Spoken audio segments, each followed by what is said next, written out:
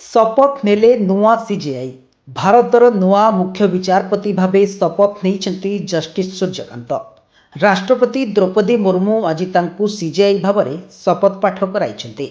एही शपथ पाठ उत्सव में उपराष्ट्रपति सीपी राधाकृष्णन, प्रधानमंत्री नरेंद्र मोदी, प्रतिरक्षा मंत्री राजनाथ सिंह, गृहमंत्री अमित शाह, लोकसभा बाचस्पति ओम बिरला, पूर्वतन राष्ट्रपति रामनाथ कोविंद एवं पूर्वतन उपराष्ट्रपति जगदीप धनखड़ उपस्थित थे। जस्टिस भूषण रामकृष्ण गवाई मुख्य विचारपति भाव में कार्यकाल 23 नवेम्बर 2025 शेष होता।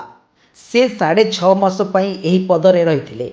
सीजेआई भाव में जस्टिस सूर्यकांत कार्यकाल प्राय 1.5 वर्ष हो।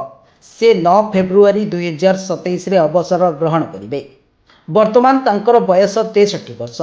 1962 मसीह हरियाणा रे जन्मित जस्टिस सूर्यकांत 1984 मसीह प्रथमे हिसारा वकिलाती जीवन आरंभ करते।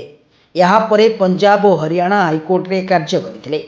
2000 मसीह से हरियाणार सर्वकनिष्ठ एडवोकेट जनरल भाव दायित्व नहीं।